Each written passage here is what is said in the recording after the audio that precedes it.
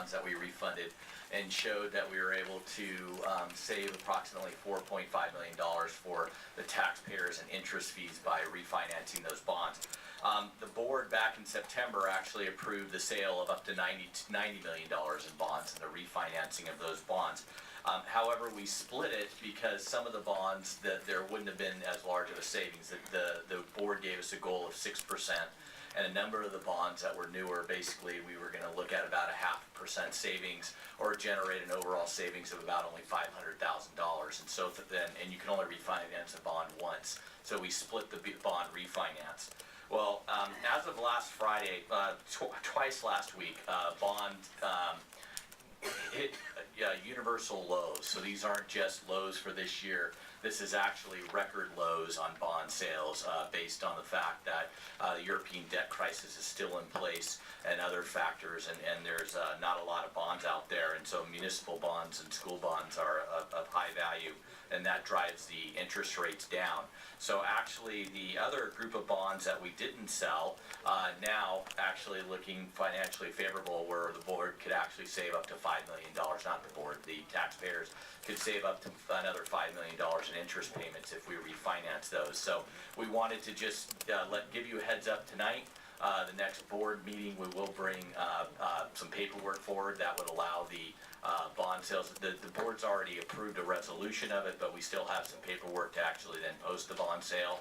And some people may ask, well, by splitting the bond sales, aren't you increasing the cost of issuance? If you would have done that all together at one time, would it have been less expensive? And the answer is yes. However, again, if we would have done it at one time, we would have saved about $160,000 in issuance. We would have saved only $500,000. Currently, under the current interest rates, we will spend that $160,000 in issuance, but we're projecting over a $5 million savings. So there's a delta there of well over $4 million by having waited. Also, some people might say, well, why didn't you wait for the bond sales? At the time, the board gave us a 6% minimum target. We had hit close to 8%. And again, I think it was really, everybody's crystal ball. It would seem like the best time to be able to sell those, to be able to generate that 8% savings. And now we're in a market that would allow us to refinance the rest of the bonds. So I just wanted to let the board and the community know that we'll be bringing those bonds forward. We're also looking at, given the historic lows of the interest rates, of looking at our current Measure C bonds and seeing what we might be able to do to look at expediting. We weren't projecting to do another sale for a while, and we're just looking at whether or not doing another sale and taking advantage of these low interest rates makes sense. And if we can put together some information, we may go to the Measure C committee just to see what their thoughts are on that idea prior to bring it to the board at a later date.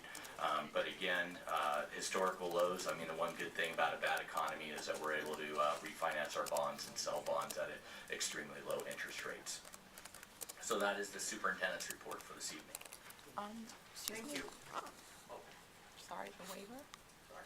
Waiver? Oh, I am very sorry. Thank you, Ms. Cooksey. Ms. Cooksey is reminding me that we are going to have to schedule a special board meeting. If we do a waiver for the charter school, which we are looking at doing, the due date to the state is February 27th. And that is actually our next board meeting, so we couldn't approve it on that day and get it to the State Department of Ed. So Ms. Cooksey is diligently working on the waiver and working with CDE to gain their input on what needs to be in this waiver, and we're hoping that next week or the following week that we'd be able to hold a meeting. We will need to post it 7 days in advance because it will be a public hearing, and we'll do that, and then we would bring the waiver forward to the board for your consideration. And we're probably looking at maybe on the 22nd or the 23rd if board members are available on either of those evenings. That'd be Tuesday the 22nd or Wednesday. Then we would look at the 21st, Tuesday the 21st, or Wednesday the 22nd, depending upon board availability, to have the public hearing and the board have the opportunity to approve the waiver before we submit it to the state.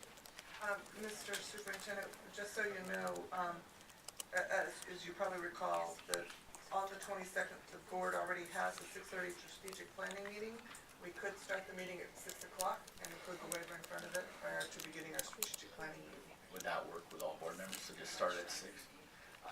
It depends on how many speakers, I guess. So if there's not a lot of speakers, it'd literally be open, closed vote. So it could be 2 minutes, or it could be multiple minutes, depending upon how many speakers show up for the public. So I couldn't, I guess that's why the additional half hour versus just doing it right ahead of time. And maybe when we post one, we can just post that we'd flow from the one meeting into the strategic planning meeting, so we wouldn't get done at 6:05 and then have to wait around for 25 minutes, so we can post it, so we can flow from one meeting into the next seamlessly. Board members, any discussion or any thoughts about that? I'm available at 6 on 22nd. All right, Ms. Cooksey, do you have that date then? I do. Great, Thank you. thank you. Anything else? Does anybody remind me of something else? No, thank you. Okay,